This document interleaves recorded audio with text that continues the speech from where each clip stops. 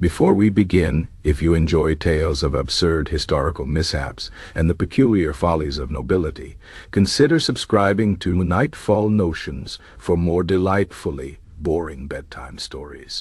Tonight's tale is the first chapter in a winding saga of sleepwalking, diplomacy, and catastrophic misunderstandings. Chapter 1. The Sleepless Aristocrat.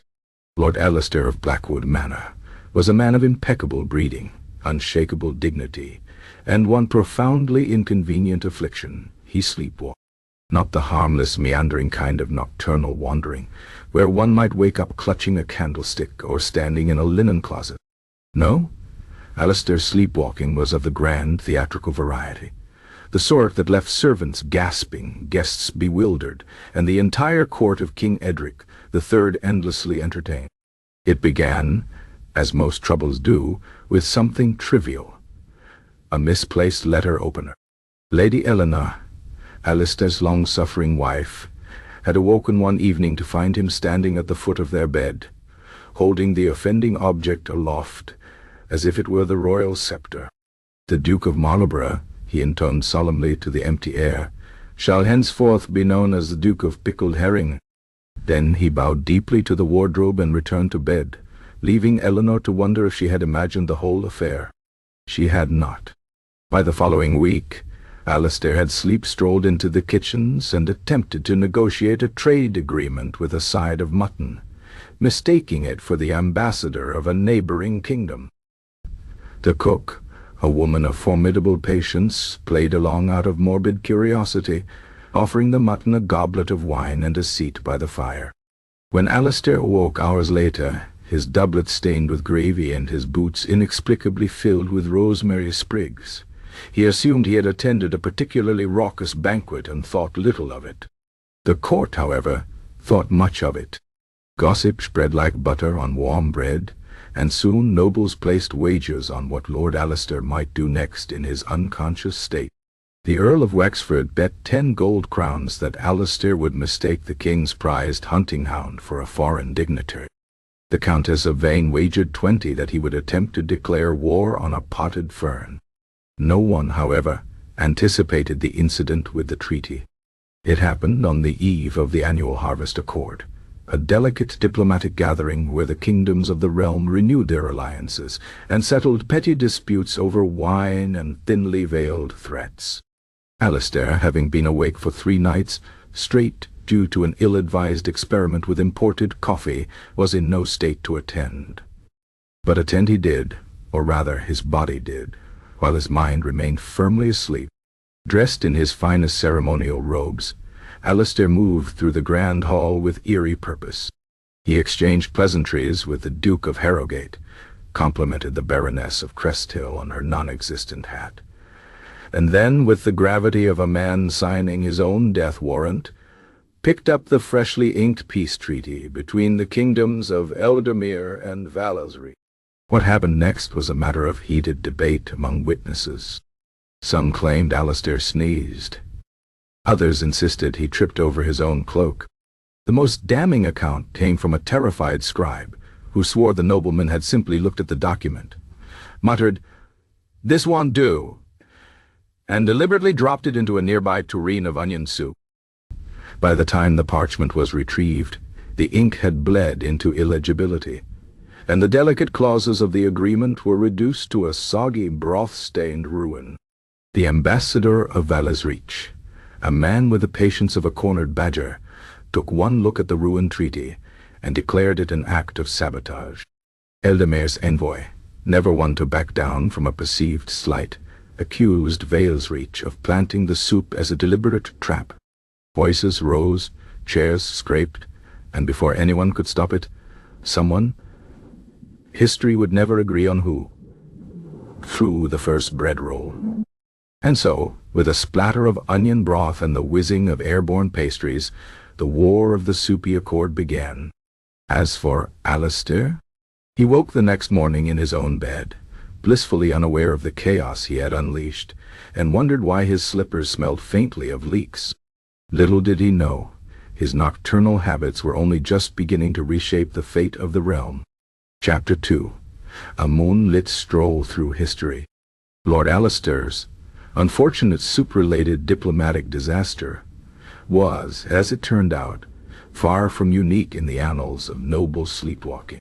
History, if one bothered to dig through the dusty ledgers of royal chroniclers and the drunken ramblings of court jesters, was littered with aristocrats who had, in their unconscious states, upended politics, ruined alliances, and occasionally redecorated entire ballrooms with whatever they happened to be clutching at the time. Take, for example, the infamous case of Archduke Leopold III of the Holy Roman Empire, who in 1497 sleepwalked straight into a meeting of the Imperial Diet and declared war on the Ottoman Empire. Twice. The first time his advisors managed to hush it up, convincing the confused delegates that the Archduke had merely been practicing his oratory skills. The second time, Leopold sleepwalked onto a balcony and announced the declaration to a crowd of bemused peasants, who, lacking context, assumed it was some kind of elaborate festival performance. By the time the Ottomans themselves caught wind of it, the whole affair had spiraled into a months-long diplomatic farce, involving intercepted letters, a misdirected shipment of fezzes, and an unfortunate incident with an overzealous parrot that kept squawking, "Death to the Sultan! Death to the Sultan!" Then there was the curious tale of Lady Henrietta Pembroke, a 17th-century English noblewoman, whose nocturnal wanderings were so precise that she once reorganized an entire library by color while unconscious. The staff, upon discovering the rainbow-ordered shelves the next morning, initially suspected a very dedicated burglar with strong aesthetic opinions. It wasn't until Henrietta was found sleepily attempting to alphabetize the garden hedges that the truth came out. Her husband, the Earl of Pembroke, took it in stride, remarking that at least someone was finally fixing the mess in the East Wing. But perhaps the most bizarre case, and the one that should have served as a warning to Lord Alistair, had he ever bothered to read anything that wasn't a wine list, was that of King Gustav IV Adolf of Sweden, who in 1805 sleepwalked into a military strategy session and moved all of the miniature troops on the warrior tree strategies. His generals, too terrified to question royal authority, spent the next 3 weeks trying to decipher the tactical brilliance of this avian formation before someone finally pointed out that the king had been snoring at the time. The ensuing campaign, predictably, went poorly. All of this was to say that Lord Alistair was in good, if slightly deranged, company. Unfortunately, this historical precedent did little to comfort the now soup-embroiled kingdoms of Eldermere and Valesreach, whose armies were mobilizing at an alarming rate. The bread roll incident had escalated with startling efficiency. Eldermere's cavalry commander, a man with the subtlety of a battering ram, had taken the soggy treaty as a personal insult, and was now demanding restitution in the form of Valesreach's finest onion fields. Valesreach, meanwhile, had retaliated by blockading Eldermere's ports, which was particularly inconvenient given that Eldermere was landlocked. Back at Blackwood Manor, Alistair remained blissfully ignorant of the chaos. His wife, Eleanor, however, was not. She had spent the morning intercepting increasingly frantic messages from the royal court, each more exasperated than the last. The final missive, delivered by a panting courier with a twitch in his left eye, simply read, "For the love of all that is holy, keep him indoors tonight." Eleanor sighed, tucked the note into her sleeve, and resigned herself to another evening of playing sleepwalking wrangler. She briefly considered tying Alistair to the bedpost, but dismissed the idea, partly out of propriety, partly because she had a suspicion he'd somehow turn it into an international incident involving rope tariffs. That night, as the moon cast long shadows across the manor, Alistair's feet once again carried him into the unknown. This time, he bypassed the kitchens, the gardens, and even the tempting chaos of the royal stables, heading instead for the one place no one had thought to guard, the manor's private chapel. Inside, the flickering candlelight danced across the stained glass, painting the room in fractured colors. Alistair, eyes glazed, approached the altar with the solemnity of a man on a divine mission. Then, with the air of someone making an excellent point, he picked up the ceremonial chalice, poured its contents into a potted fern, and declared, "The treaty is hereby ratified in the name of Her Majesty, the Queen of Thistles." The next morning, the household chaplain would discover the scene and spend a solid hour debating whether this constituted heresy, avant-garde gardening, or both. Meanwhile, far beyond the manor's walls, the wheels of war continued to turn, entirely unaware that their catalyst was currently asleep in a broom closet, clutching a candelabra like a scepter. History, it seemed, was never kind to those who walked through it with their eyes closed. Chapter 3. The Night of the Fateful Ambulation. If there was one thing the royal gardeners prided themselves on, it was the impeccable order of King Edric's topiary. Every hedge, every bush, every ornamental shrub was clipped into geometric perfection, a testament to the monarchy's control over even nature itself. That is, until Lord Alistair took a moonlit stroll through them. The evening had begun peacefully enough. Lady Eleanor, after the chapel incident, had stationed 2 footmen outside Alistair's bedchamber with strict instructions to tackle him, if he so much as twitched in his sleep. Unfortunately, she had failed to account for Alistair's uncanny ability to circumvent even the most well-laid plans. Instead of exiting through the door like a sensible sleepwalker, he had managed to pry open a long-disused servant's passage behind the wardrobe, slipping past his guards like a ghost in silk pajamas. By the time the household realized he was missing, Alistair was already halfway across the palace grounds, his nightshirt flapping in the breeze like a poorly secured sail. His path, as always, was one of inexplicable purpose. He bypassed the fountains, ignored the rose maze, and made a beeline for the one thing that seemed to call to his unconscious mind. The king's prize topiary garden? The royal topiary was no ordinary collection of shrubs. It was a menagerie of greenery sculpted into the forms of historical figures, mythical beasts, and, for reasons lost to time, an exceptionally detailed hedge version of the king's favorite hunting dog. Alistair paused before the leafy canine, tilting his head as if deep in thought. Then, with the solemnity of a man performing a sacred rite, he plucked a pair of shears from a sleeping gardener's cart and got to work. No one would ever be entirely sure what he had intended to do. Some claimed he was attempting to give the dog hedge a haircut. Others swore he was trying to sculpt it into something else entirely, perhaps a sheep or a very ambitious teapot. Whatever the plan, the result was undeniable. By dawn, the topiary bore a striking resemblance to a dog that had been struck by lightning, then hastily reassembled by someone who had only heard dogs described second-hand. But Alistair was not done. Emboldened by his arboreal barbering, he moved on to the rest of the garden. The hedge of Queen Maribel the Wise now sported an impromptu moustache. The dragon topiary looked distinctly more like a startled goose, and the king's own leafy likeness, once regal and imposing, now had one eyebrow permanently raised in what could only be described as botanical skepticism. It was around this time that the night watch finally spotted him. The guards, torn between protocol and sheer disbelief, hesitated just long enough for Alistair to make his grand finale. With a flourish, he crowned the royal topiary with a watering can, bowed deeply to a startled owl, and then lay down in a nearby hedge, where he immediately fell into a peaceful, non-ambulatory slumber. The aftermath was, as these things tended to be, a mess. The king, upon discovering his defaced greenery, was initially too baffled to be angry.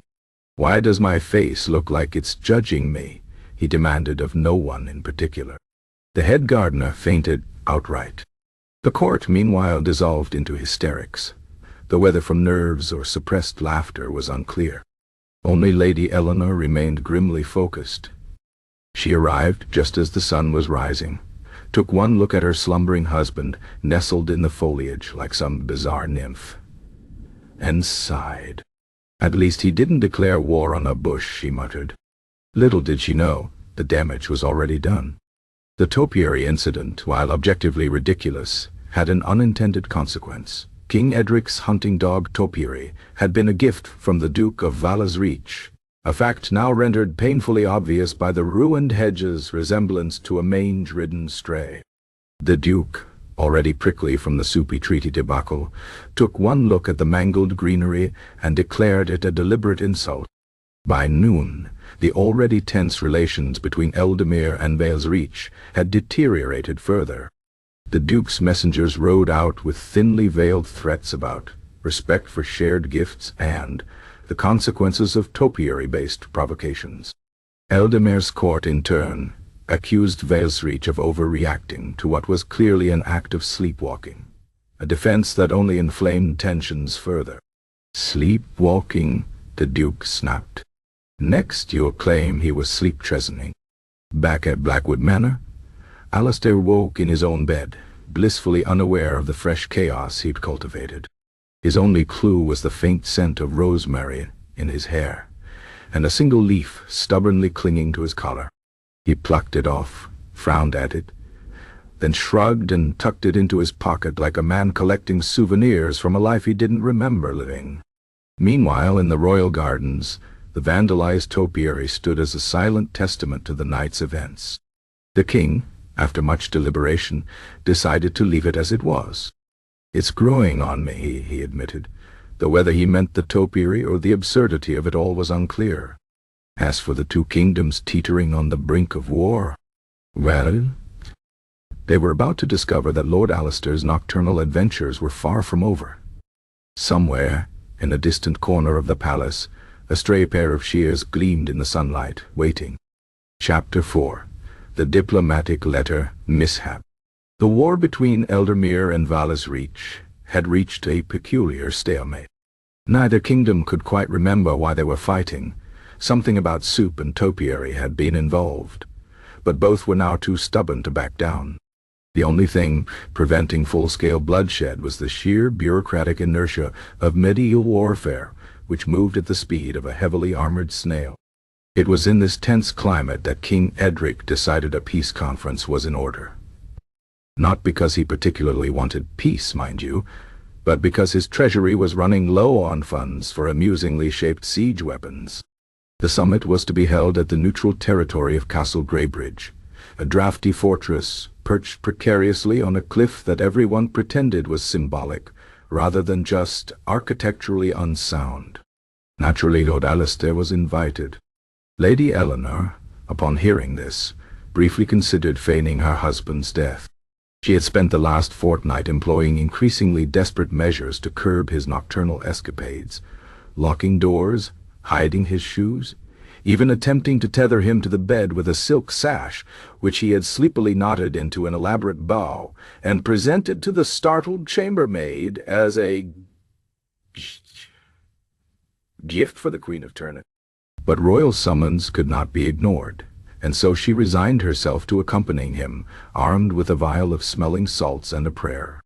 The journey to Greybridge was uneventful, if one ignored Alistair's brief nap-induced detour into a sheep pasture, where he attempted to negotiate grazing rights with a particularly unimpressed ram.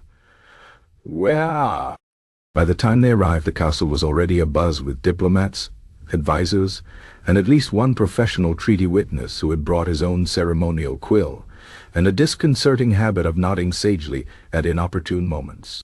The first day of negotiations went about as well as expected. The Duke of Vala's Reach demanded reparations for the botanical defacement of his gifted topiary. The Earl of Eldamere countered by accusing Vala's Reach of onion-based espionage. Voices were raised, gloves were dropped, and at one point, someone threw a goblet, though it was later revealed to be an accident involving a slippery table and an over-enthusiastic toast to mutual distrust. That night, exhausted by the day's theatrics, the delegates retired to their chambers, leaving the final draft of the peace treaty on the oak table in the great hall. The document was a masterpiece of careful compromise, a delicate balance of concessions, vague promises, and strategically placed semicolons designed to give everyone plausible deniability. It was, in short, the perfect canvas for Lord Alistair's unconscious meddling. Sometime past midnight, Alistair rose from his bed, eyes glazed, and shuffled toward the hall. The guards, having been warned of his proclivities, initially tried to stop him, but he disarmed them with a sleepwalker's eerie persistence and a mumbled declaration that he was off to inspect the treaty for hedge-related clauses. Alone in the great hall, Alistair picked up the quill, examined the treaty with the focus of a man deciphering ancient runes, and then, with great solemnity, began to edit. No one would ever know what exactly he thought he was doing. Perhaps he believed himself to be correcting a grocery list. Maybe he was under the impression he was composing poetry. Whatever the case, by the time he was done, the treaty bore little resemblance to its original form. The clause regarding mutual trade agreements now included a provision for the annual exchange of one ceremonial turnip to be presented with appropriate fanfare. The section on military disarmament had been amended to allow no more than 3 trained hedgehogs per border garrison. And perhaps most bafflingly, the signature line had been embellished with a detailed doodle of what appeared to be a duck wearing a crown. Satisfied with his work, Alistair blew gently on the ink, tucked the quill behind his ear like a florist arranging a bouquet, and wandered back to bed. The next morning, chaos ensued. The Duke of Reach was the first to notice the alterations. "What, in the name of all that is holy," he began, then trailed off as he read further. The Earl of Eldermere snatched the document from him, scanned it, and let out a noise somewhere between a laugh and a sob. The professional treaty witness, upon spotting the duck, promptly fainted. "This is an outrage," the Duke thundered. "A deliberate mockery of these proceedings." "I assure you," Lady Eleanor interjected, "no mockery was intended. My husband was sleepwalking." "Sleepwalking," the Duke repeated flatly. "He does that," she said, with the weary tone of a woman who had explained this far too many times. The Earl squinted at the treaty. "Actually, I rather like the hedgehog clause. Could be useful." The debate that followed was both heated and surreal. Reach's delegation insisted the entire treaty was void. Eldermere's advisers argued that the edits were legally binding unless proven to be made in bad faith, which was difficult to argue when the perpetrator had been unconscious at the time. The treaty witness, upon reviving, declared the duck to be an artistic interpretation of sovereignty and tried to charge extra for his analysis. By noon, the summit had devolved into a shouting match over turnip-based diplomacy. King Edric, watching from the sidelines, rubbed his temples and wondered aloud if it might just be easier to let them fight. Meanwhile, Alistair slept soundly through the entire uproar, blissfully unaware that his scribbles had spawned a new legal philosophy scholars would later term nocturnal jurisprudence. When he finally awoke, he found his wife staring at him with an expression that hovered between exasperation and reluctant admiration. "Did I do something odd last night?" he asked. Eleanor considered her words carefully. "You advanced the field of international relations in unexpected ways." Alistair nodded sagely, as if this made perfect sense. "Good." And with that, he reached for his breakfast, entirely unaware that across the continent, ambassadors were already drafting frantic letters to their monarchs about the new turnip standard of diplomatic relations. Somewhere, in a quiet corner of the castle, a single feather from the ceremonial quill drifted to the floor, a silent witness to the birth of what history would remember as the War of the Absent-Minded Amendments. But that, as they say, is another story. Chapter 5. The Misinterpreted Insult. The War of the Absent-Minded Amendments had reached something of an impasse. While neither Eldermere nor Reach was particularly enthusiastic about turnip-based diplomacy, both sides had begrudgingly agreed to the hedgehog clause, if only because it gave their respective generals something new to argue about. The situation might have stabilized entirely had it not been for one unfortunate fact. Lord Alistair, against all better judgment, remained involved in the proceedings. King Edric, in a moment of either optimism or profound exhaustion, had invited the delegates to a hunting retreat at his summer lodge, an event meant to foster camaraderie through the shared pursuit of defenseless woodland creatures. The lodge itself was a sprawling affair of creaking timber and questionable plumbing, chosen mainly because it was too remote for any disgruntled diplomats to storm out effectively. Lady Eleanor, sensing disaster, had taken precautions. She had hired a team of discreet footmen to shadow Alistair at all times, instructed the kitchen to withhold all coffee, which seemed to trigger his more elaborate somnambulant episodes, and even arranged for a local apothecary to prepare a tincture of valerian root and wishful thinking. For the first 2 days, her measures appeared successful. Alistair, while visibly drowsy, had not once wandered off or attempted to negotiate with the furniture. He had, however, developed a habit of dozing off mid-conversation, which the Duke of Valesreach took as a personal insult, until it was politely explained that Alistair fell asleep during his own birthday celebrations once, including the part where he was nearly set on fire by an overzealous candle arrangement. On the third evening, as the delegates gathered in the lodge smoky great hall to drink themselves into a false sense of goodwill, disaster struck. Alistair, lulled into a half-conscious state by the combination of warm firelight and the Valesreach ambassador's droning account of his grandfather's elk-hunting prowess, slumped slightly in his chair. His eyelids fluttered, his breathing slowed. And then, just as the ambassador reached the thrilling climax of his story, involving a misaimed crossbow and an unfortunate hat, Alistair muttered something under his breath. The exact wording would later be hotly debated. Some claimed he had said, "Turnips again, must we?" Others insisted it was turnips, endless turnips, spoken with the weariness of a man haunted by root vegetables. The Valesreach ambassador, however, whose hearing had been damaged by years of enthusiastically blown hunting horns, was certain he had heard, "Your turnip head bores me." The room fell silent. For a long, terrible moment, no one moved. Then the ambassador stood so abruptly that his chair toppled backward. His face, already florid from wine and indignation, darkened to a shade of crimson typically associated with overripe tomatoes. "How dare you?" he hissed. Alistair, still mostly asleep, offered a vague smile and murmured, quite right," before his chin dipped back toward his chest. This, as it turned out, was not the correct response. The ambassador took it as sarcasm. The Duke of Valesreach, already nursing grievances about topiary and treaty ducks, took it as proof of Eldermere's collective disrespect. The Earl of Eldermere, who had been dozing himself, woke just in time to see the ambassador throw his goblet to the floor, and took it as the start of a drinking game. By the time the misunderstanding had been halfway explained, half the delegates were on their feet, shouting. The other half, unclear on what was happening but unwilling to be left out, began shouting as well. The hunting dogs, sensing the shift in mood, started howling.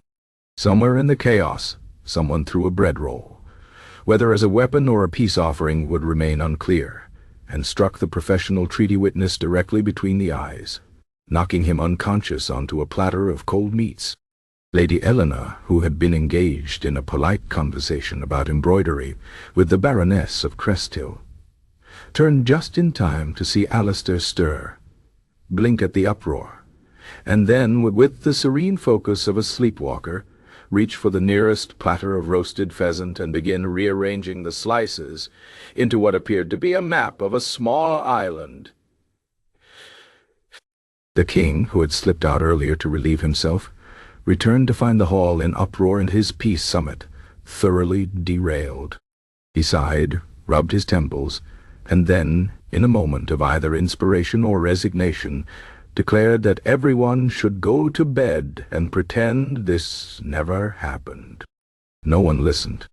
The Valesreach delegation stormed out before dawn, their departure hastened by the discovery that someone, history would never determine who, had tied all their horses' tails into elaborate braids.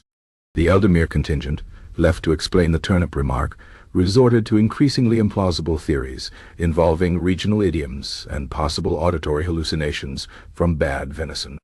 Alistair, meanwhile, slept through the entire aftermath. He woke the next morning in his own bed, perplexed by the faint smell of bread and anger lingering in the air, and the single pheasant slice tucked into his sleeve like a bizarre keepsake.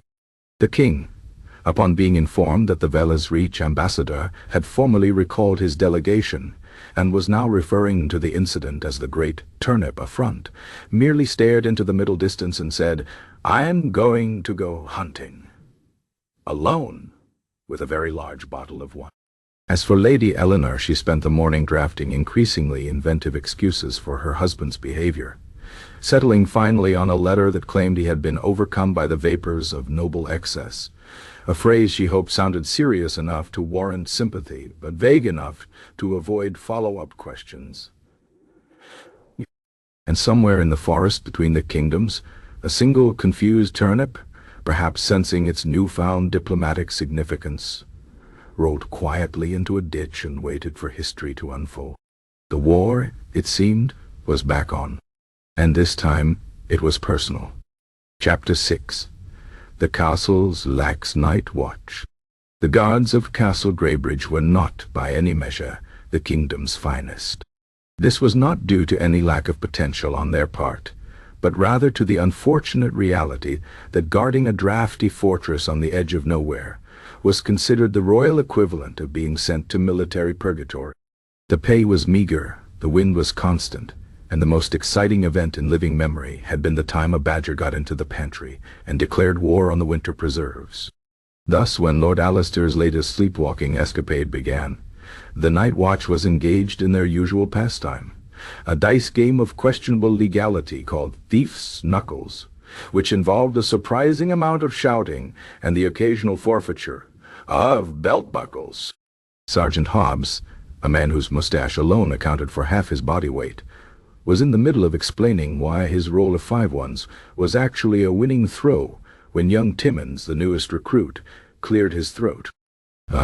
Sergeant, isn't that the sleepwalking noble?" Hobbs squinted into the gloom of the torchlit courtyard. Sure enough, there was Lord Alistair, clad in a nightshirt and what appeared to be one of Lady Eleanor's shawls, moving with the eerie purpose of a man both deeply asleep and on a mission. He paused beside a cart of hay, examined it thoughtfully, and then began stacking the bales into a pyramid. The guards watched in silence. "We should probably stop him," Timmins ventured. Hobbs scratched his chin. "According to the king's orders, we're supposed to prevent any further diplomatic incidents." He gestured at the growing hay structure. "Does that look like diplomacy to you?" Timmins opened his mouth, then closed it as Alistair plucked a carrot from his pocket. No one knew how it got there. And placed it atop the hay like a ceremonial spire. "Exactly," Hobbs said, and rolled the dice again. This, in retrospect, was a mistake. Unimpeded, Alistair turned his attention to the castle gates, which had been left slightly ajar to allow the night's ale delivery to pass through. The guards, now deeply invested in a debate over whether a dice roll could legally be challenged by interpretive dance, failed to notice as he slipped outside into the moonlit countryside. The path from Greybridge wound through a sleepy village before joining the main road to Eldermere. Alistair, guided by whatever strange logic governed his somnambulant journeys, bypassed the village entirely and struck out across a farmer's field, where a flock of sheep eyed him with the wary resignation of creatures familiar with human nonsense. It was here that the second oversight of the evening occurred. Farmer Griggs, who had been roused from bed by the distinct impression that something was amiss, a sense honed by years of livestock-related mischief, peered out his window just in time to see a nobleman in a lace-trimmed shawl leading his prize ram, Buttercup, by a makeshift leash of braided hay. Now Griggs was a sensible man. He knew better than to interrupt a noble at work, especially when that work involved livestock and possible witchcraft. So he did what any reasonable person would do. He closed the curtains, poured himself a stiff drink, and resolved to pretend he dreamed the whole thing. By the time the castle guards realized Alistair was missing, dawn was already staining the horizon pink. Hobbs, belatedly recalling that the king's orders had included a footnote about not losing the diplomat entirely, rallied the men and set out in search.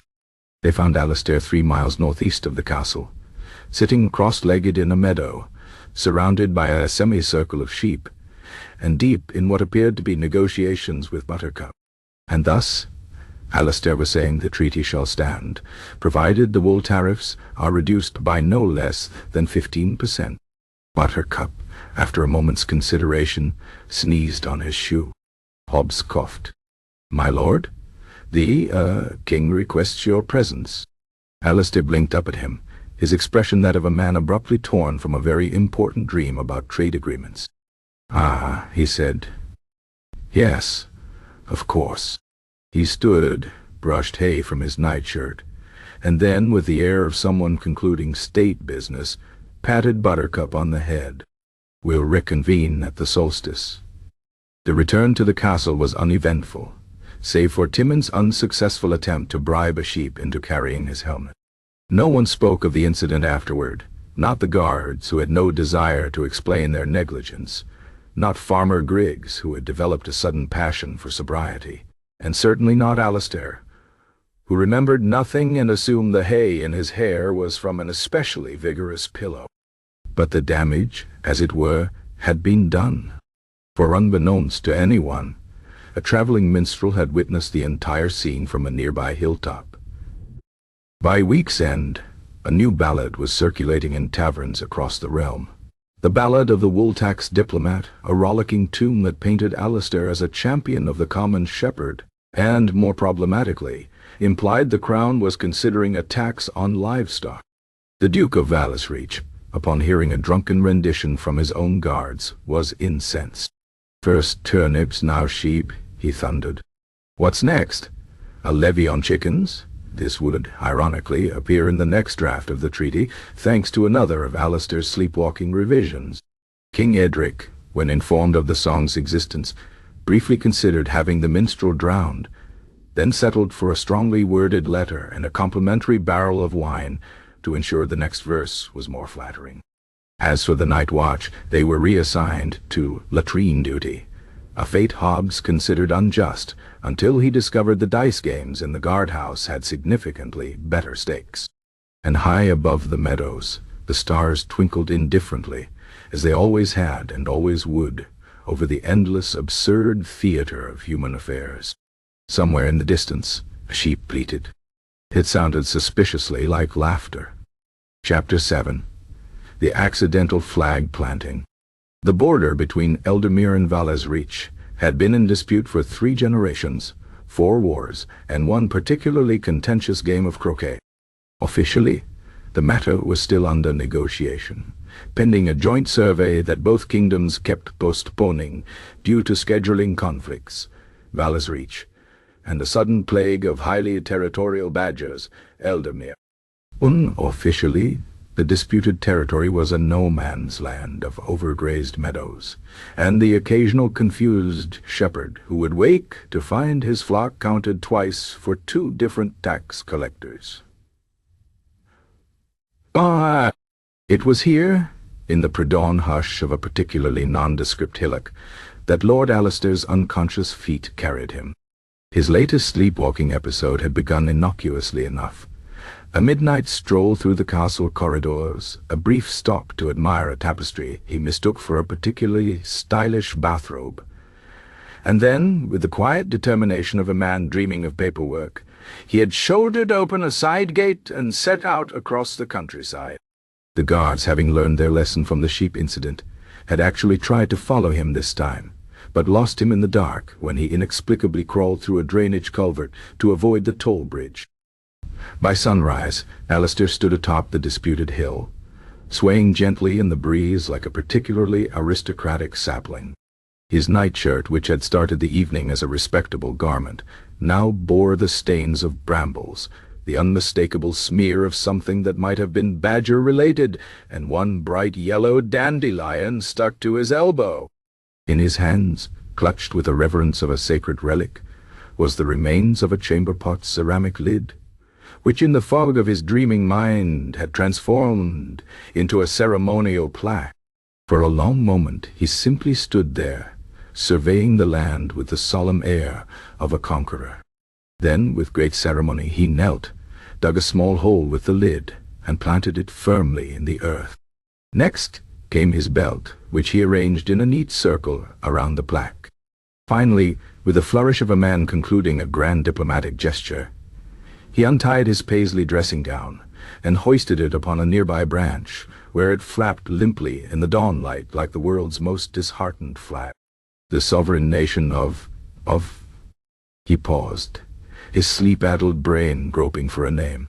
Pillow Fort, he decided, and nodded to an imaginary delegation of hedgehogs before curling up at the base of the tree and drifting into proper sleep.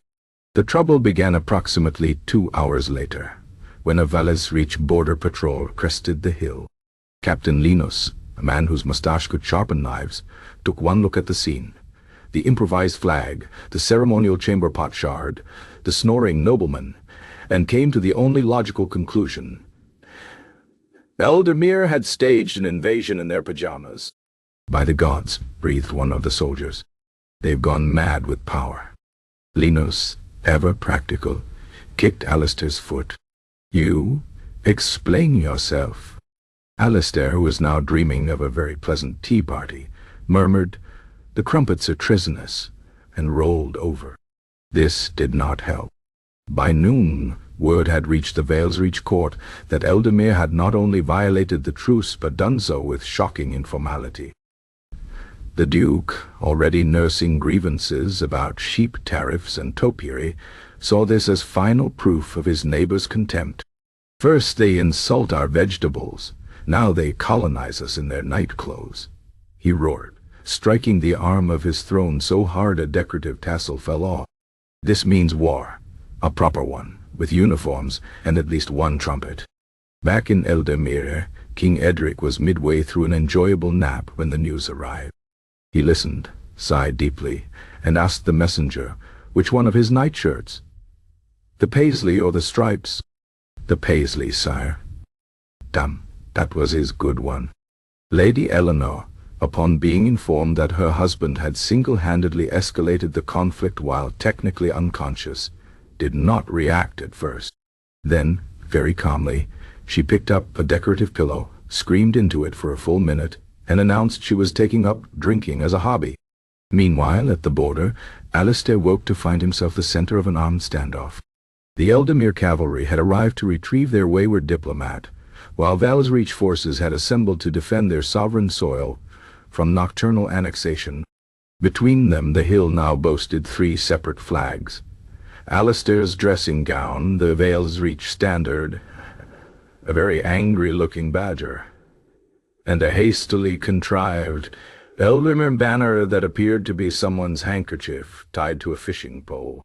A tense silence fell as Alistair sat up, rubbed his eyes, and addressed the nearest soldier.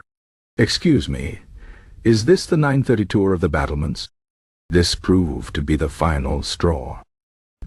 The Valles-Reach captain, a man with the patience of a startled porcupine, drew his sword and declared the hill officially under quarantine until someone sane explains what in hell's name is happening. The resulting paperwork took 6 weeks, 14 revised maps, and one profoundly confused scribe who kept trying to footnote the pajama flag as a legitimate heraldic device. By the time the Pillow Fort Accord was finally signed, on actual parchment with no soup involved, both kingdoms were so exhausted that they agreed to split the disputed territory down the middle and declare the hill a neutral zone for future sleepwalking incidents. As for Alistair, he was formally banned from all future border negotiations, a ruling he accepted with grace and then immediately forgot by the following Tuesday, when he sleepwalked into a royal council meeting and tried to declare the wine cellar an independent duchy. But that, as they say, is a tale for another midnight. The dressing gown, incidentally, was returned after dry cleaning. It would go on to feature prominently in the Eldemir Museum of Diplomatic Oddities, right between the pickled treaty turnip and the stuffed ceremonial hedgehog. Chapter 8. The Rival Kingdom's Overreaction. King Borin of Valles-Reach had not slept properly in 3 weeks. This was not due to any particular crisis of state, but rather because his royal physician had insisted on treating his gout with a tonic made of fermented radishes and crushed pearls, which had the unfortunate side effect of making every shadow look vaguely conspiratorial. Between the pain in his foot and the persistent sense that his curtains were plotting against him, he had become what his advisers diplomatically referred to as thoroughly jumpy. Thus, when the report of Lord Alistair's latest nocturnal boarder escapade reached him, the king did not react with the measured consideration one might expect from a monarch. Instead, he threw his goblet against the wall, missing his chancellor, but spectacularly drenching a tapestry of the royal lineage, and bellowed, "They're taunting us!" The assembled courtiers shifted uncomfortably. The Duke of Valesrich, who had long since learned that arguing with Borin in this state was like reasoning with a disgruntled badger, tentatively ventured, "Your Majesty, the man was clearly sleepwalking. The report states he was wearing one slipper, and what appears to be a napkin as a hat." "A disguise." Borin stabbed a finger at the Duke. "A calculated ruse to make us lower our guard. First the topiary, then the sheep, now this. Eldamir is clearly testing our resolve with increasingly absurd provocations." He began to pace, his limp lending his movements the erratic energy of a wounded warthog. "Mark my words, by winter they'll be invading on horseback, dressed as pudding bowls." No one dared point out that pudding bowls would make poor armor. Across the border, King Edric was enjoying a leisurely breakfast when his chancellor arrived with the news that Valesrich had mobilized its troops. "Again?" Edric sighed, pausing mid-bite of honeyed toast. "What's the excuse this time?" "The, pajama incident, sire. King Borin seems to believe it was a deliberate act of psychological warfare." Edric considered this. "Is he wrong?" The chancellor opened his mouth, then closed it. The question had never occurred to him. By nightfall, Valesrich's army had assembled at the border, their banners flapping ominously in the wind. The Duke of Valesrich, surveying the ranks of heavily armed men, leaned toward his captain and muttered, "Remind me why we're preparing for war over a dressing gown." The captain, a veteran of many such campaigns, shrugged. "Better than last year's war over the missing dessert fork." Meanwhile, in Blackwood Manor, Lady Eleanor was attempting to prevent further catastrophe by the only method left to her. She had moved all the furniture in Alistair's bedchamber to form a maze-like barrier around his bed. This had mixed results. While it did initially trap him long enough for the servants to intervene, it also resulted in an unfortunate incident involving a potted fern and what Alistair later described in his sleep as the Hedge Rebellion of '89. The standoff at the border might have escalated into actual bloodshed had it not been for two factors. First, the Valesrich army's supply wagons got lost and accidentally crossed into Eldamir, where they were promptly confiscated by a group of enterprising peasants who mistook them for a surprise tax relief program. Second, and more critically, King Borin's gout flared up so violently that he had to be carried back to the capital on a litter, shouting increasingly elaborate threats about turnip-based vengeance between groans of pain. Eldamir's council, sensing an opportunity, proposed a truce mediated by the neutral kingdom of Astoria, whose ambassador was notorious for falling asleep during negotiations, but had the advantage of being too boring for anyone to lie to. The resulting peace talks were held in a drafty tent exactly halfway between the two armies, where both sides could glare at each other over plates of slightly stale biscuits. Alistair, much to everyone's relief, was not invited. He spent the evening sleepwalking into the manor's wine cellar and holding an impassioned debate with a barrel of port about wool tariffs, which at least kept him from starting another war. The treaty, when finally signed, contained 17 clauses specifically prohibiting nocturnal diplomacy, and one oddly poetic passage about the sanctity of sleepwear that no one remembered writing but everyone was too tired to dispute. King Borin, his foot propped on a cushion and his temper somewhat dulled by strong medication, grumbled that Eldamir had gotten off lightly. King Edric, secretly delighted by the whole affair, gifted Alistair a new dressing gown, this one embroidered with tiny hedgehogs wearing crowns, just to see what would happen. As for the disputed hill, it was officially declared a nature preserve for botanical and somnambulant studies, a compromise that satisfied no one but the Badgers, who had never been consulted in the first place. And high in the castle towers of Vale's Reach, a royal physician quietly crossed fermented radishes off his list of approved remedies, while outside, the wind carried the faint sound of a snoring diplomat dreaming of crumpets and world peace. Chapter 9. The Call to Arms over Pajamas. The new hedgehog-embroidered dressing gown arrived at Blackwood Manor wrapped in perfumed parchment, and accompanied by a note from King Edric that read simply, "Try not to plant this one on anything important." Lady Eleanor took one look at the gift, sighed with the weariness of a woman who had long since passed surprise, and quietly instructed the staff to remove all flagpoles, ceremonial spears, and unusually tall potted plants from the premises. Her caution was justified. That very night, Alistair rose from bed with the quiet determination of a man on a mission, slipped into the new robe, and proceeded to wander the manor halls with the air of a visiting dignitary. He paused before a full-length mirror, adjusted the sash with sleepy precision, and then, in what he would later swear was a perfectly logical dream sequence, began delivering an impassioned speech to the coat rack about the urgent need for coordinated nap times among neighboring kingdoms. By dawn he had managed to knot the dressing-gown's belt around the weather vane atop the east tower, where it flapped forlornly in the morning breeze. The groundskeeper, upon spotting the garment, assumed it was some newfangled noble ritual, and left it undisturbed out of fear of violating etiquette. This proved to be a mistake.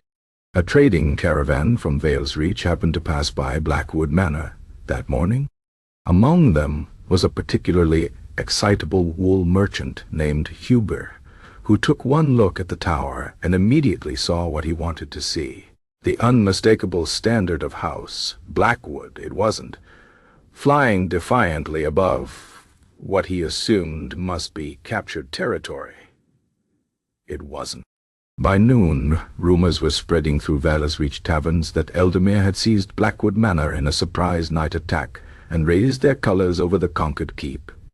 King Borin, still nursing his gout, and a lingering suspicion that his pillow was making faces at him when he wasn't looking, received the news with all the calm of a startled hen. "First the hill, now this?" he shrieked, upsetting a bowl of medicinal leeches. "They're annexing us in our sleep." The Duke of Vale's Reach, who had developed a nervous tic every time the word pajama was mentioned, attempted to intervene. "Your Majesty, perhaps we should verify." "Sound the alarm." Borin bellowed, inadvertently kicking over his footstool. "Mobilize the banners. Ready there." He paused, wincing as his gout flared. "Ready the slightly less mobile reserves." Meanwhile, in Eldamere, King Edric was enjoying an unusually peaceful morning, until his chamberlain burst in with news of Vale's Reach's mobilization. "They're claiming we've attacked Blackwood Manor under cover of darkness," the chamberlain reported. Edric blinked. "Did we?" "My liege, Blackwood Manor is your property." "Ah, then that would be a rather counterproductive invasion, wouldn't it?" The logic failed to reach Vale's Reach. By dusk, their advance scouts had reached the disputed manor, where they found not an occupying force, but a very confused groundskeeper offering them tea. The dressing gown still flapped from the tower, though the morning's breeze had died down, leaving it hanging like a surrendered flag. Captain Linus of the Vale's Reach Guard squinted upward. Are those hedgehogs wearing crowns?" Back at the border, the two armies found themselves in an awkward standoff. Eldamere's forces, having been roused to defend against an attack that wasn't happening, milled about in various states of undress. Vale's Reach's troops, equally confused but unwilling to admit it, stood at parade rest while their officers argued over whether a dressing gown could legally constitute an act of war. The tension might have broken into actual violence had not Lady Eleanor arrived at that moment, riding side saddle on a very patient mare and carrying a laundry basket. Without a word she dismounted, marched to the center of the field, and produced from the basket the offending garment, now freshly laundered and notably no longer flying from any towers. "This," she announced to both armies, "is a bathrobe." A stunned silence followed. Somewhere in the ranks a soldier whispered, "I think those hedgehogs are judging us." The Duke of Valersreach, peering at the embroidery, had to admit they did look rather disdainful. The peace that followed was brokered not by diplomats, but by tailors, who drafted the now famous Pajama Accord, a document that painstakingly defined sleepwear as non-heraldic textiles intended for nighttime use only, and included an addendum banning all embroidery of small crowned mammals. King Borin, once his gout subsided, claimed he'd known it was all a misunderstanding from the start. King Edric gifted Alistair yet another dressing gown, solid gray with no decorative elements whatsoever, which lasted exactly 3 nights before being repurposed as a flag for the sovereign nation of the downstairs parlor during another somnambulant adventure. As for the original hedgehog robe, it was retired to the Eldermere Royal Archives, where it remains to this day in a glass case labeled Exhibit A, How Not to Do Diplomacy. And in the quiet hours before dawn, if one listens carefully outside Blackwood Manor, one might still hear the faint sound of a nobleman murmuring about nap-time treaties to an increasingly exasperated coat-rack. Chapter 10. The Court Physician's Helpless Diagnosis. Dr. Thaddeus Pembleton, royal physician to the court of Eldermere, considered himself a man of science. He had studied at the great medical academies, memorized every known treatise on humors and remedies, and even owned a pair of spectacles that made him look exceptionally wise. None of this prepared him for Lord Alistair's sleepwalking. His first examination of the nobleman had been thorough. He checked Alistair's pulse, steady, his pupils responsive if slightly confused, and his reflexes alarmingly enthusiastic when startled awake by a dropped lancet. Finding nothing physically amiss, Pembleton turned to the historical records, where he discovered an unsettling pattern of nocturnal nobility wreaking havoc across the centuries. "The humors appear balanced," he announced to Lady Eleanor after 3 days of observation. "But the lunar influence on his cerebral fluids may be causing nocturnal perambulation." Eleanor, who had long since exhausted her capacity for medical euphemisms, replied, "Can you stop him or not?" Pembleton adjusted his spectacles. "I shall endeavor to try." His first treatment involved a tincture of valerian root and crushed pearls, the same remedy that had so disastrously affected King Borin's gout. Alistair drank it without complaint before bed, then proceeded to sleepwalk directly into the palace aviary, where he delivered an impassioned speech to the king's prize falcons about aerial taxation policies. The birds, unaccustomed to parliamentary debate, responded by molting dramatically. Undeterred, Pembleton moved on to more experimental measures. He prescribed a regime of midnight bell-ringing to startle the sleeping humors into alignment, which succeeded only in waking the entire eastern wing of the castle and causing the under-butler to resign. Next came the application of leeches to the soles of Alistair's feet, a theory based on the ancient belief that sleepwalkers were trying to walk out bad blood. The leeches, perhaps sensing the absurdity of their employment, refused to latch on and were last seen making a determined crawl toward the wine cellar. The physician's notes grew increasingly frantic. Day 7. Subject slept strapped to bed with silk cords. Woke to find cords woven into elaborate macrame depicting what appears to be the Battle of Hastings. Nurse claims to have heard him discussing troop movements with the bedpost. By the second week, Pembleton had resorted to more esoteric methods. He hung garlands of rosemary above Alistair's bed, stolen by the cook for stew, positioned magnets under his mattress, redistributed themselves into a compass pointing toward the kitchen, and even attempted to cure the condition through sympathetic magic by having an actor play a soundly sleeping Alistair on a nearby stage, while the real one slept. This resulted in the actor being offered a diplomatic position by a visiting ambassador who mistook the performance for reality. Lady Eleanor, watching from the sidelines with the grim patience of a siege engineer, finally intervened when Pembleton suggested suspending Alistair in a hammock over a pit of lavender. "Perhaps," she said with terrifying calm, "we might consider that my husband is simply like this." The notion that a nobleman's behavior might defy both medical science and common sense struck Pembleton like a physical blow. He retreated to his chambers for 3 days, emerging only to request a transfer to the Royal Kennels, where he claimed the patients were more reasonable.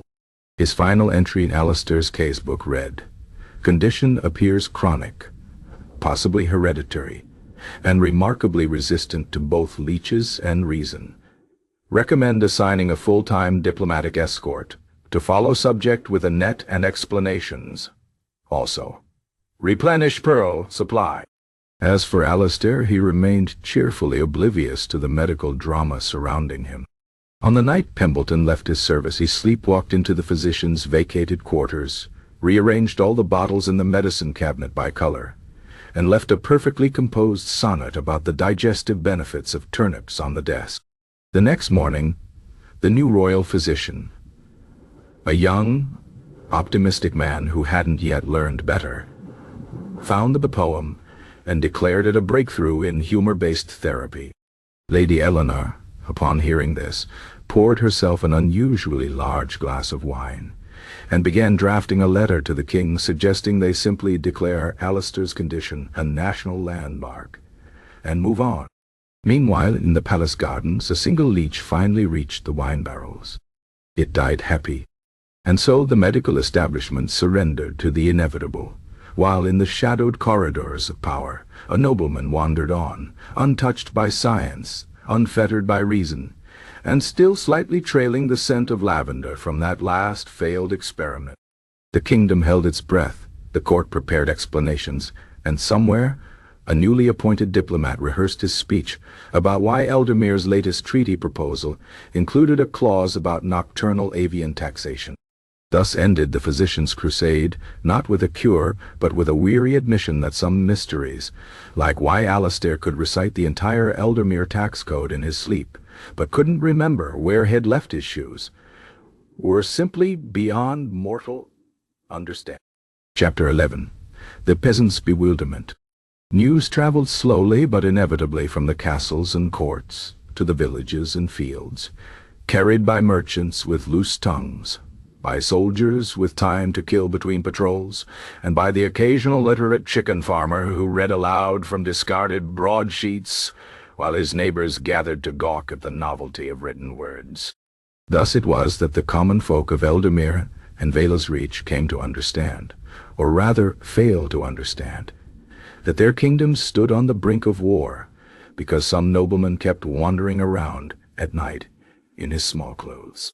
At the Plough and Stars Inn, midway between the two borders, the innkeeper Bertram wiped down his counter for the 10th time that evening as another round of arguments erupted between his patrons. "All I'm saying," declared a Vala's Reach shepherd named Cole, "is if some lordling tried to tax my sheep in his sleep, he'd wake up with a boot print where the sun don't shine." "Boot prints don't solve nothing," countered Marta, an Eldermere dairywoman with forearms like ham hocks. "You think our king wants this mess? That Alistair fellow's got some sort of affliction. My Aunt Gertrude walked in her sleep once, woke up in the neighbor's pig pen wearing nothing but a soup pot. We didn't declare war on the neighbors." A traveling tinsmith from Astoria, who had been quietly nursing his ale, finally interjected. "Where I'm from, when nobles start nonsense, we let them fight it out with cushions in a marked field while we get on with the harvest." This suggestion was met with thoughtful silence, followed by widespread approval, followed by another round of drinks to toast the tinsmith's wisdom. Meanwhile, in the village of Little Mallow, the reaction was less pragmatic and more perplexed. Old Thomas the cobbler, upon hearing the news from a breathless messenger, squinted at his apprentice and said, "Boy, fetch me my good ear." After adjusting his hearing horn, he listened again, then threw up his hands. "Bollocks. Absolute bollocks. I've lived through 3 proper wars, with actual reasons like stolen cows or someone's ugly daughter getting slighted, and now I'm to believe we're marching over some gentry's bedtime strolls." The apprentice, who had secretly been practicing his swordplay with a broom handle, looked crestfallen. "Does this mean we're not getting armor?" "We're cobblers," Thomas snapped. "When the nobility fights over nonsense, we profit by selling them boots to march foolishly in. Now stop gawping and finish stitching that Oxford." Similar scenes played out across the countryside. In the fishing village of Reedmere, the locals developed a new drinking game where they took a sip every time someone said sleepwalking in the latest rumor. By midsummer, this had resulted in an unprecedented number of drunk fishermen and a marked improvement in the village's mood.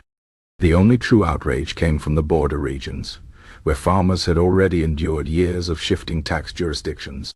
First it's, "This field is Eldermere's," then it's, "No, now it's Vale's Reaches," grumbled a wheat farmer named Hugh, as he watched his children replant the boundary markers for the 3rd time that month. Now they're squabbling over some knob's nightshirt. Next they'll be fighting over whose turn it is to wipe his. His wife elbowed him into silence before he could complete the thought. By harvest time the peasantry had settled on a unified response, ignoring the whole affair. When tax collectors came calling, they paid in turnips stamped with tiny hedgehogs. When recruiters marched through seeking soldiers, the village youth suddenly developed mysterious limp. And when the occasional noble rode by expecting patriotic fervor, they were met with carefully blank stares and offers of remarkably strong cider. This quiet rebellion reached its peak during the Feast of St. Cuthbert, when the villagers of both kingdoms traditionally exchanged gifts across the border. That year, every present was some variation of sleepwear. Embroidered nightcaps from Eldermere, fleece-lined slippers from Valsreach, and from one particularly cheeky hamlet, a life-sized doll that snored when tipped backward. The message was clear enough that even the densest noble could grasp it.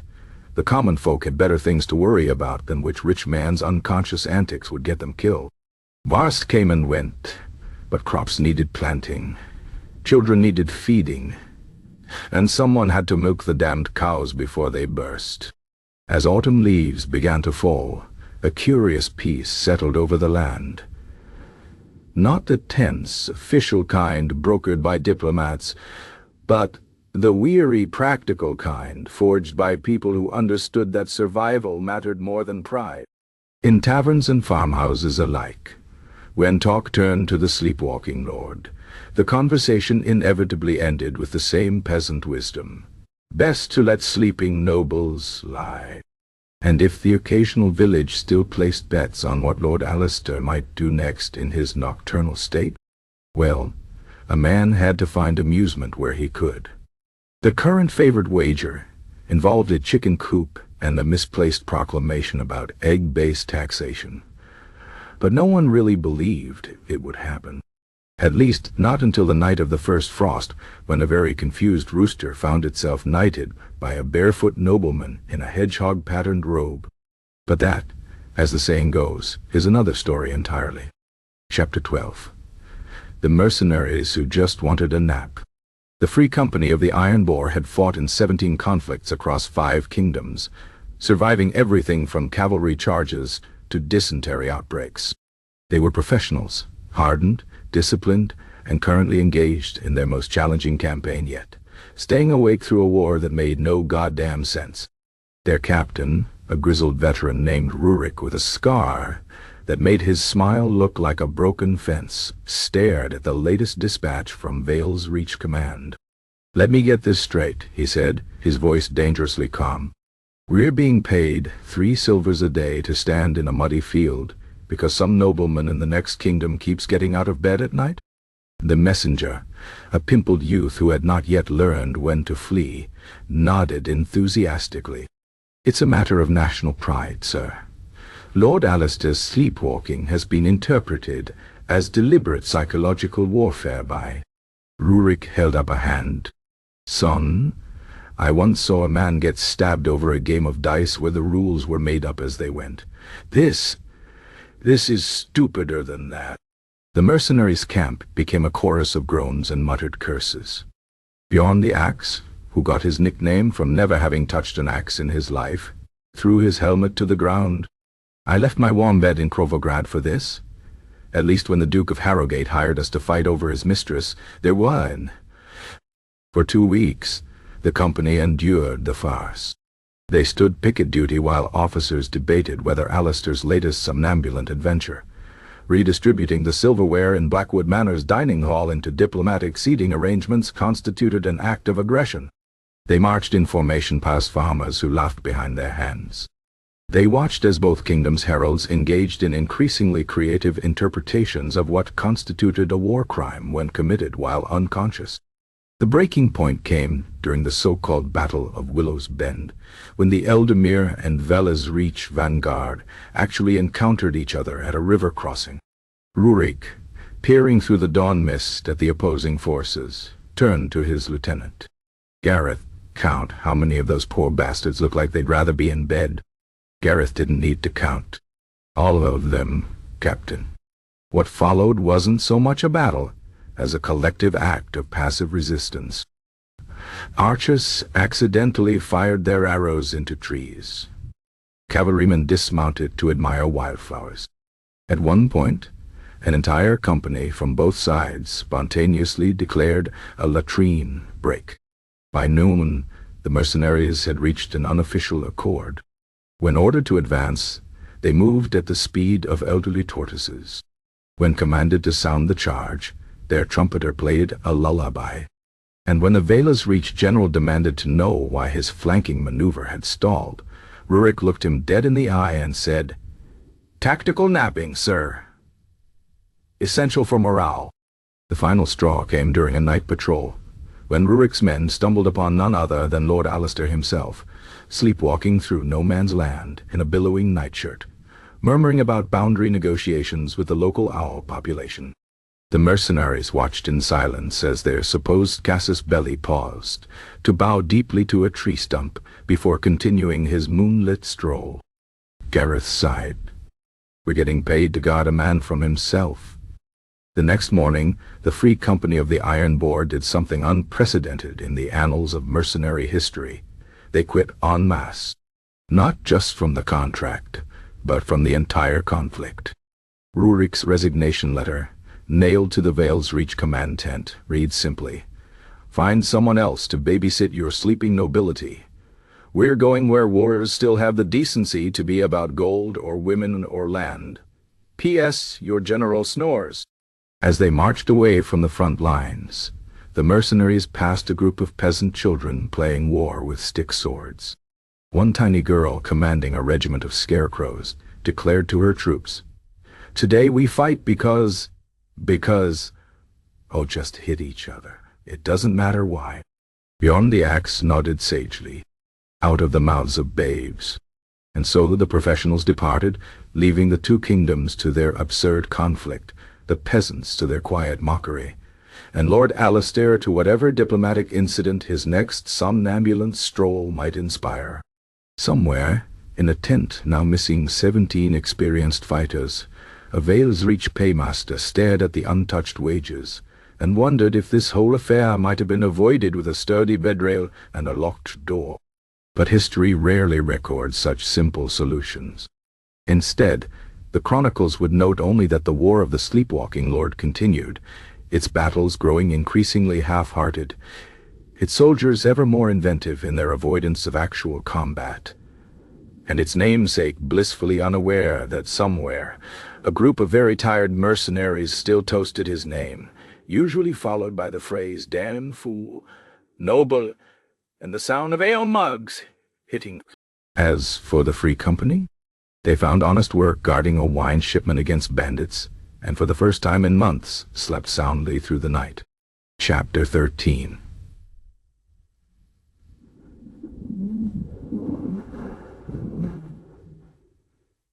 The Sleepwalking Defense Strategy. The War Council chamber smelled of candle wax, stale sweat, and the faint but unmistakable aroma of crushed rosemary that always seemed to follow Lord Alistair wherever he went. King Edric sat at the head of the table, massaging his temples as his generals engaged in what could charitably be called a debate, though it more closely resembled an argument between exasperated nursemaids. "Gentlemen," Edric finally interjected, "we must decide. Do we treat Lord Alistair as a liability to be contained, or as a weapon to be deployed?"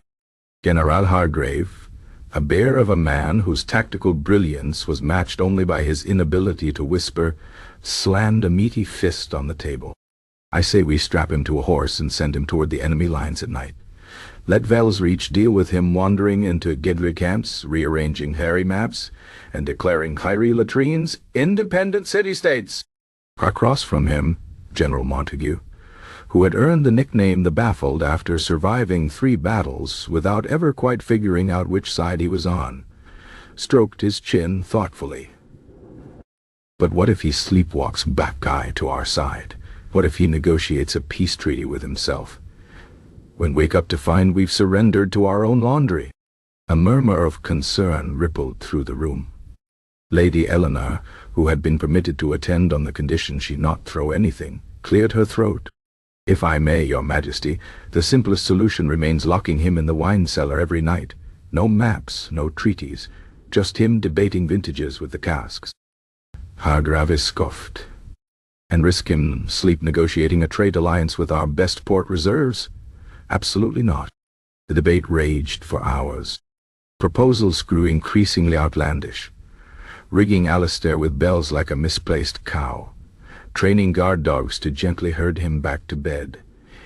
Even the ill-advised suggestion of constructing a moat around his bedchamber. "Do you wanting him to start swimming?" Eleanor had snapped. Meanwhile, in the corner of the room, the youngest strategist present, a bookish lieutenant named Pembleton, no relation to the disgraced physician, had been scribbling furiously. When the king finally called for fresh ideas, the lieutenant stood and unrolled a parchment covered in bewildering diagrams. "Gentlemen, what if we embraces the unpredictability?" he began. "We know Lord Alistair's somnambulism follows certain patterns. He favors diplomatic overtures, territorial claims, and occasional livestock negotiations. What if we neatize the environment?" Silence settled over the council as Pembleton unveiled his plan, a carefully curated nightly tableau designed to guide Alistair's unconscious activities. A border post erected near his usual wandering path. A desk stocked with harmless but official-looking documents. A small pen of very patient sheep that could be paraded as foreign dignitaries if needed. "It's psychological warfare against yourselves," muttered Montague, though not without admiration. The king stroked his beard. "So we don't stop him from sleepwalking. We just direct the chaos." "Precisely, sire," Pembleton said, adjusting his spectacles. "Better he declares war on a strategically placed scarecrow than an actual border fort." The plan was mad. It was brilliant.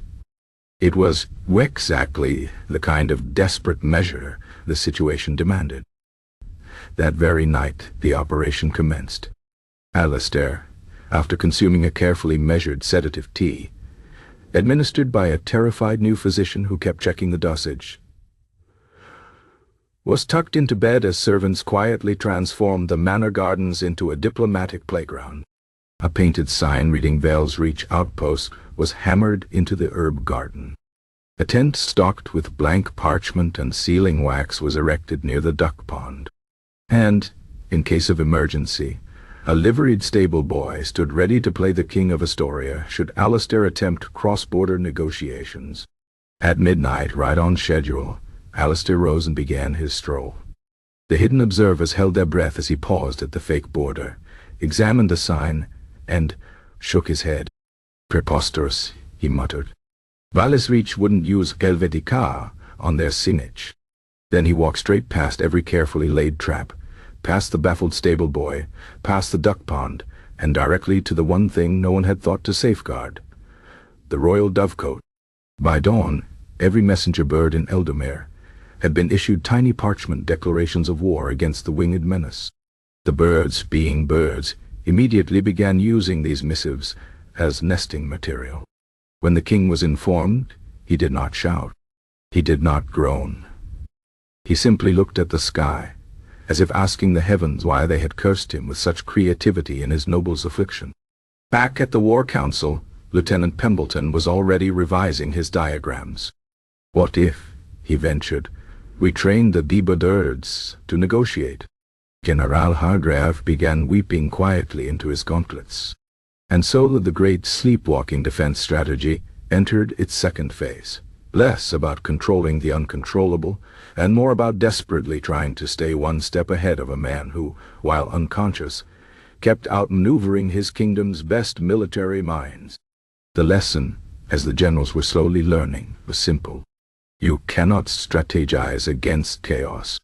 You can only hope to contain it, document it, and, when all else fails, build veils reach for the damages. Somewhere, in a far more sensible kingdom, a stable boy turned pretend king tucked Alistair's hastily scrawled treaty of the grain silo into his shirt, and wondered if he could get a promotion out of this. And high above them all, the newly militarized doves cooed defiantly, their nests now the most heavily fortified structures in the realm. Chapter 14. The Midnight Peace Negotiations. The Grand Hall of Castle Greybridge had never been the site of so much yawning. At the stroke of 2 in the morning, the assembled diplomats of Eldermere and Vale's Reach slumped around the negotiating table, squinting at parchment by candlelight and resisting the urge to rest their heads on the velvet tablecloth. The air smelled of burnt wax, weak tea, and the faint but persistent odor of desperation. Ambassador Ferris of Vale's Reach rubbed his bleary eyes. Let me confirm the terms of this unconventional summit.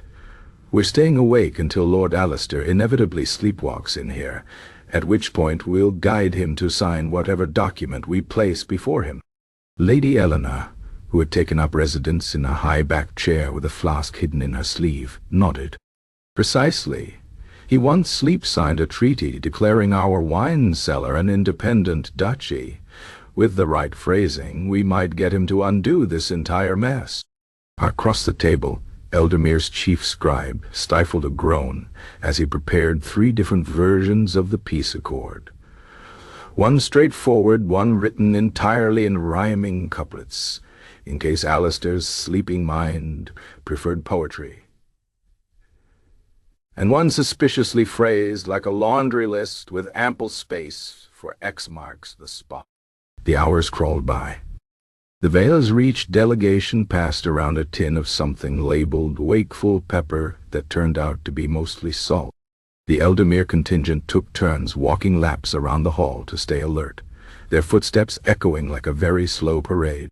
At one point, the junior scribe from Astoria was caught attempting to balance a quill on his nose, an act he claimed was cultural diplomacy. Dawn's first light began creeping through the stained-glass windows when a hushed voice finally announced, "Movement in the West Corridor." All heads swiveled toward the doors just as they swung open to reveal Lord Alistair, clad in a nightshirt and one argyle sock, his eyes glazed in that particular way that suggested his conscious mind was still several hours behind. He shuffled into the room with the ceremonial bearing of a man who believed himself at a state function, pausing to bow deeply to a coat rack before approaching the table. The diplomats held their breath. Alistair studied the assembled faces with grave focus. "Ah," he murmured. "The late committee." Ferris slid the primary treaty forward. "My lord, if you would just—" But Alistair had already walked past it, drawn instead to the Astorian scribe's abandoned nose quill. He picked it up with reverence. "The scepter of office," he declared, then turned to the nearest guard. "You there, are you in favor of afternoon taxation?" The guard blinked. Against? Excellent." Alistair nodded solemnly. "Then it's unanimous." He plucked a candle from its holder and used the hot wax to seal an imaginary proclamation onto the scribe's forehead before continuing his circuit of the room. Lady Eleanor massaged her temples. Plan B, the rhyming treaty. The documents were swapped with the urgency of conspirators. This time, when Alistair passed the table, Ambassador Ferris cleared his throat and began reading aloud.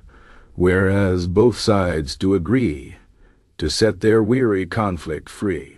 Alistair paused. He tilted his head like a hound catching an interesting scent. Then, to everyone's astonishment, he reached for the quill. A hush fell over the room as he scrawled something at the bottom of the parchment. The diplomats leaned forward as one, only to discover he'd drawn what appeared to be a very lopsided duck wearing a crown. The People's Republic of Waterfowl recognizes this accord, Alistair announced gravely, then placed the quill behind his ear and wandered out the way he'd come. For a long moment, no one spoke. Then the Astorian scribe peeled the wax seal off his forehead and examined it. Does this count? Back in his bedchamber, Alistair tucked himself back under the covers without ever waking. Somewhere between the grand hall and his pillow, the quill behind his ear had transformed into a spoon, though no one could say how or why. As sunrise properly illuminated the castle, the bleary-eyed diplomats examined the duck-drawn treaty. Ambassador Ferris squinted at the signature line. This could be interpreted as a royal seal. Lady Eleanor, surrendering to the inevitable, poured herself a generous measure from her flask. Declare victory and go to bed, gentlemen. It's the closest to peace we're likely to get. And so the war of the sleepwalking lord ended not with a bang, but with a collective sigh of exhaustion and a document that would later be framed in the Eldemere archives under the label, Why the Avian Accord? Please do not ask. Miss Young? Some say that if you listen closely on quiet nights, you can still hear the faint sound of a nobleman murmuring about tax reform to his pillow. But that, as they say in diplomatic circles, is someone else's problem now. Chapter 15. The Royal Bedtime Lockdown. The royal decree concerning nocturnal containment of the nobility, popularly known as the Bedtime Edict, was drafted in a single frantic night by 6 sleep-deprived scribes who had reached their limit of absurdity. Its provisions were simple yet far-reaching. Henceforth, all ranking members of the court would be securely locked in their chambers from dusk till dawn, with guard rotations specifically trained to ignore any pleas of "but I just need to check something in the library," or "that's not me sleepwalking. I'm definitely awake." The palace stewards approached the task with grim efficiency. Iron brackets were installed on noble bedroom doors. Windows were fitted with decorative yet sturdy bars. The more creative, or frequently inebriated, aristocrats received specially designed sleeping cabinets, elaborate canopy beds with lockable curtains, like luxurious coffins for the terminally restless. Lord Alistair's chamber received particular attention. His door was reinforced with enough metalwork to withstand a siege. His windows barred with rods thick enough to deter even the most determined sleep climber. A discreet escape tunnel was filled in after someone pointed out it was exactly the sort of thing he might discover while unconscious. The final touch was a velvet rope across his bed, attached to a bell system that would alert the night watch at the slightest movement.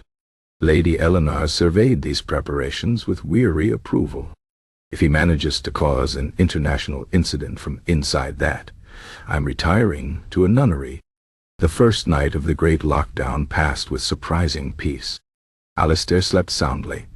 The bars held firm, and the only disturbance came when the Duke of Marlborough forgot about the new rules and had to be extracted from a broom closet at 3 in the morning after just popping out for some air. But the palace had not accounted for the inevitable, noble ingenuity when presented with restrictions.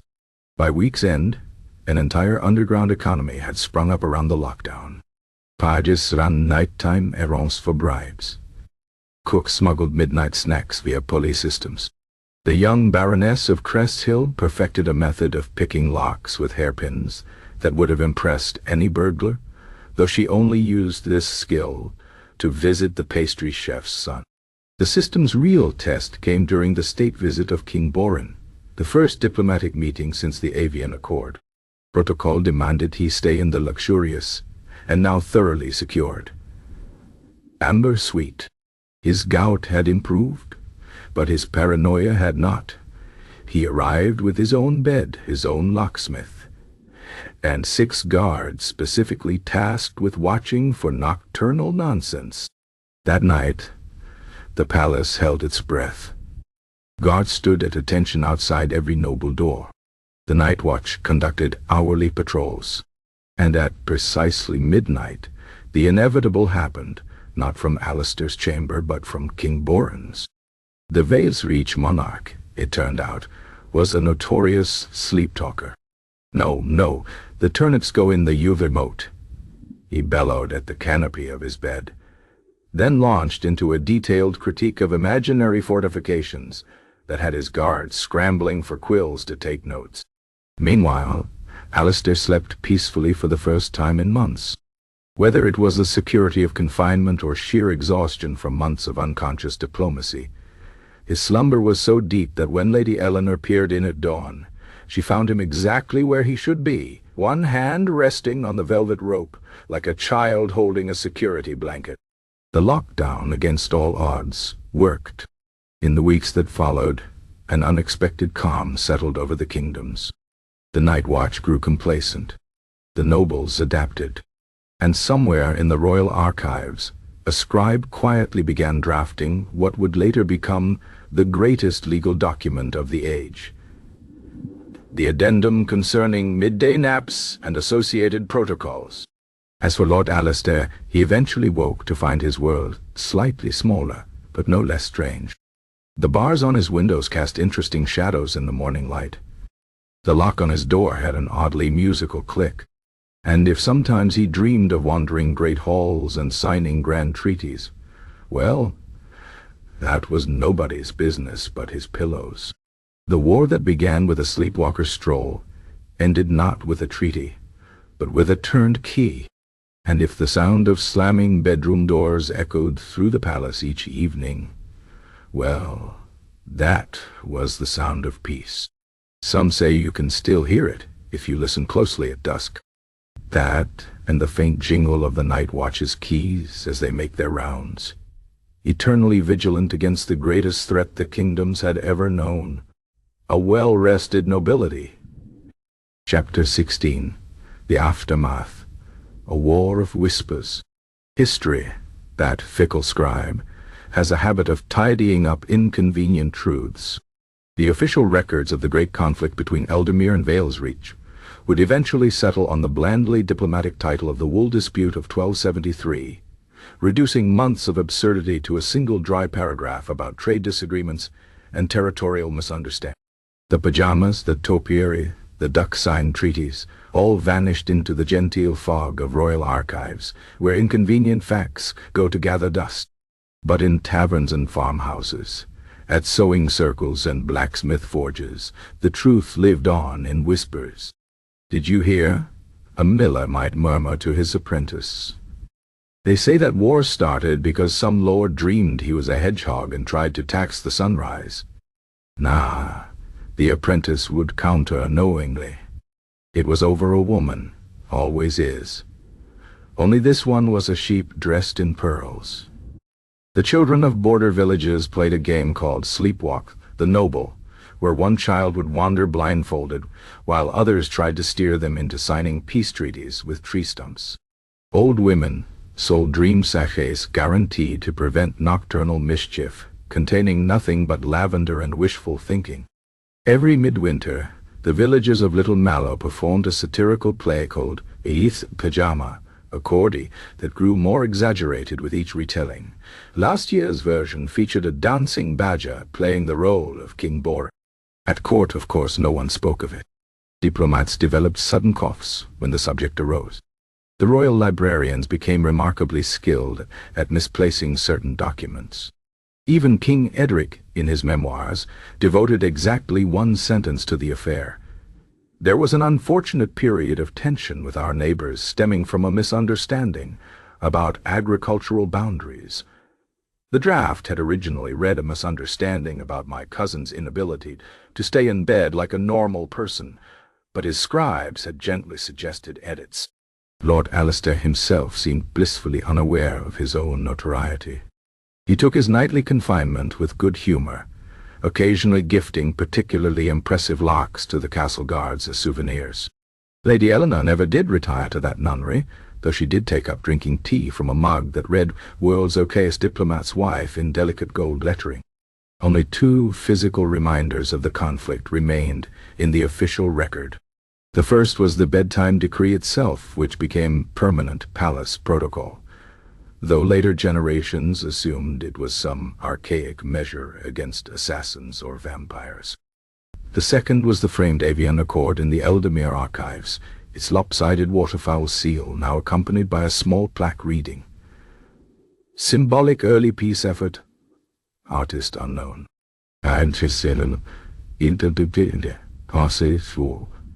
As for King Borin, he returned to Vala's Reach and immediately ordered all his physicians to stop prescribing fermented radish tonics.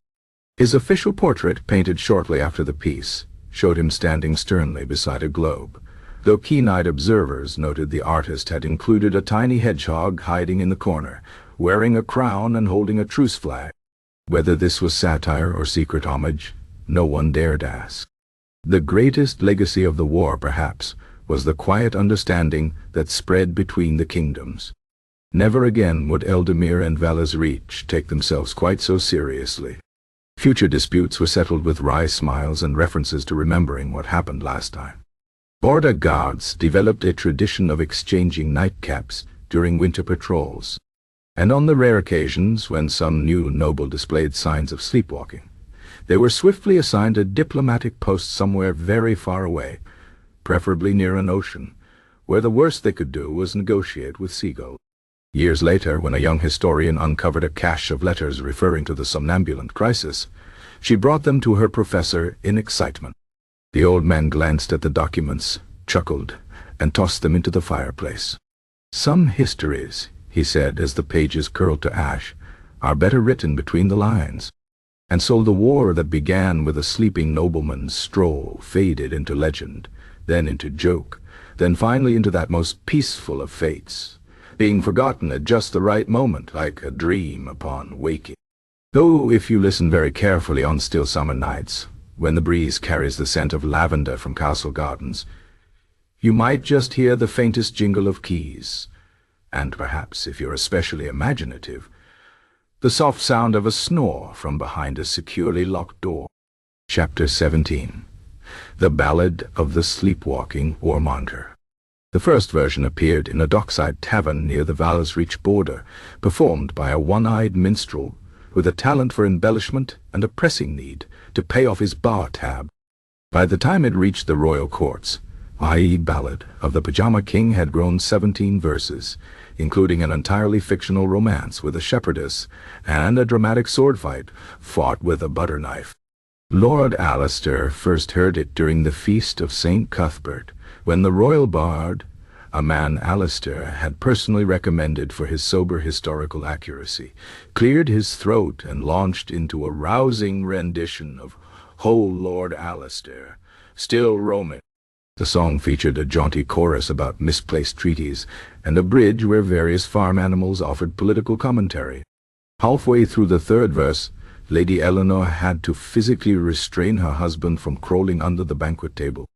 The song spread like wildfire. There was "Lock Him Up for the Realm's Goody," a drinking song with an increasingly elaborate series of hand motions to represent barred windows. She of Downey Pillowsane, a mournful lute ballad about the wine cellar's brief independence. Even King Borin got his own mocking verse in Aftergout and the Pajamas, though most bards wisely waited until they were safely across the border before performing that. Children skipped rope to rhyming couplets about the wool dispute. Milkmaids harmonized about the great topiary offense. The mercenaries who had abandoned the war formed a traveling troupe called Gay Iron Lullabies, and made more money from performances than they ever had from soldiering. Alistair's attempts to stop the musical onslaught only fueled the bard's creativity. When he offered gold to anyone who would cease singing, 3 new songs appeared the next day. Hush Money Waltzing, The Noble's Embarrassment, and the particularly catchy "I Can't Buy My Silence. But You Can Try."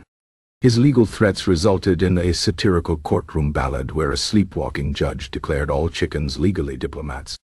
Even his brief experiment with commissioning flattering songs backfired when the resulting goad to a well-rested lord became synonymous with terrible flattery across the kingdom. The final indignity came when a troupe of players staged Wythe's snoozing Warmonger outside the palace gates. The lead actor wore an exaggerated nightcap that kept falling over his eyes during dramatic moments, and the role of King Borin was played by an angry terrier in a miniature crown. The crowd roared with laughter, especially during the scene where Alistair's character mistook a chamber pot for the Vale's Reach throne. From his window, the real Alistair watched the performance with the haunted expression of a man realizing he would never live this down. "I could flee to a monastery," he murmured. "They'd write cloister-themed verses by week's end," Eleanor replied, not unkindly. As years passed, the songs grew more outrageous.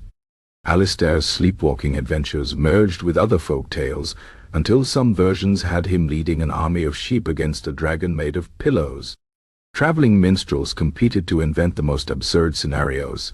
Just last winter, a particularly creative bard from Astoria had performed Lord Alistair and the Mermaid Treating, complete with a chorus sung while lying on the floor to mimic underwater sleepwalk.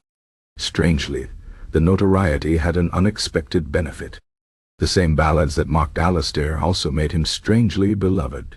Where once nobles might have whispered about his condition, now they clapped him on the back and begged to hear the real story behind the songs.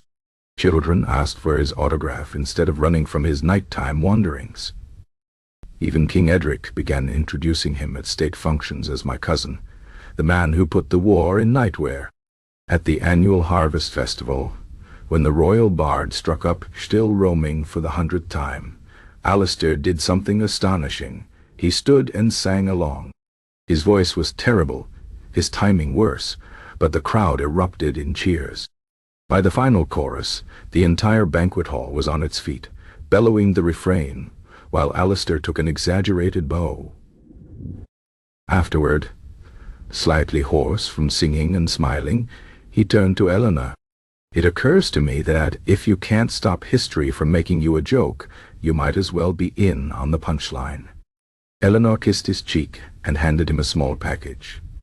Inside was a new dressing gown, this one embroidered with musical notes and tiny laughing sheep. "For the next generation of ballads," she said.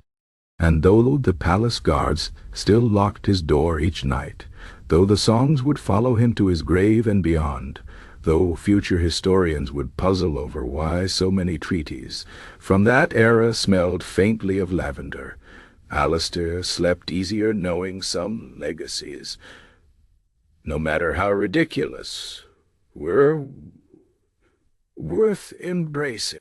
Some say if you listen outside Blackwood Manor on summer nights, you can still hear the distant strains of a lute and laughter, carrying on the breeze. And if the current lord sometimes hums along in his sleep, well, that's between him and the coat rack he still occasionally addresses as Your Majesty. The war had begun with a sleepwalker's stumble, but it ended with something far more enduring. The rare gift of being able to laugh at oneself, set to music and shared with the world.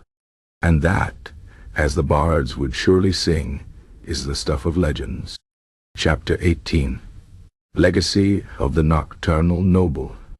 300 years after Lord Alistair's death, the University of Eldermere hosted its annual symposium on late medieval diplomacy, and as usual, the most heated debate occurred during Professor Thaddeus Winthrop's infamous lecture. "Lord Alistair Blackwood, accident or Winthrop, a wiry academic with a perpetually ink-stained cravat, paced before a room of skeptical colleagues and sleep-deprived graduate students. "Consider the evidence," he insisted, jabbing a pointer at a mural-sized recreation of the Avian Accord's duck-drawn signature. What if his sleepwalking was an elaborate ruse to destabilize traditional power structures? The pajama flag planted on the border, a calculated provocation. The turnip tariffs, a stroke of economic genius disguised as nonsense. even the Ballad of the Sleepwalking Warmonger. Brilliant propaganda ensuring his legacy would overshadow the very kings he supposedly served. From the back row, Professor Elmira Croft snorted into her tea. And hear me out, he was just a nobleman who couldn't stay in bed. The debate raged for hours.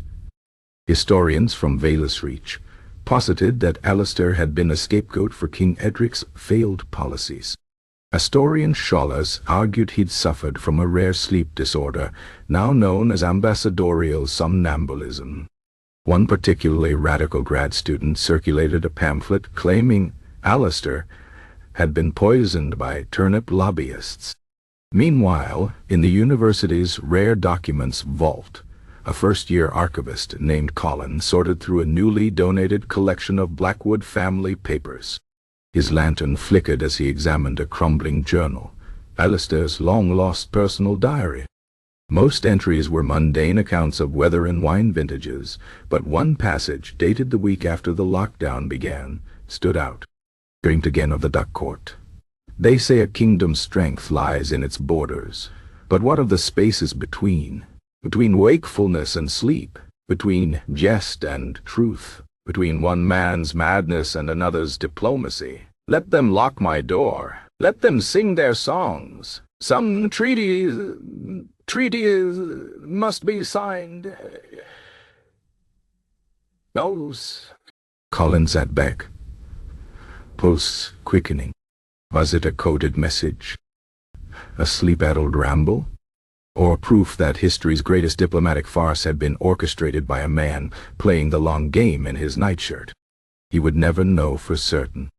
As he reached to turn the page, a draft from the vault's ancient ventilation system blew out his lantern, plunging the diary and its secrets back into dark. Centuries later, the debate endures. School children memorize as a sanitized, wool dispute version. Bards still perform increasingly absurd variations of "He is still roaming." And every few decades, another scholar rediscovers Alistair's story and pens a new theory, each more elaborate than the last. But in Blackwood Manor, now a museum, the caretakers swear that on certain moonlit nights, the antique locks on the old lord's bedroom door rattle softly, as if testing their strength. The velvet rope across his preserved bed occasionally sways without breeze. And once, a night watchman claimed he heard faint murmurs from the empty chamber, a whisper about hedgehog treaties and properly aligned nap times. He was likely dreaming. Probably. For history, like sleep, has its liminal spaces, those blurred moments where truth and legend intertwine. And whether Lord Alistair was fool, scapegoat, or secret genius, one thing remains certain. No locked door, no scholarly debate, no passage of time will ever fully contain the legacy of the nobleman who taught the world that sometimes peace begins with a good night's sleep, or the lack thereof.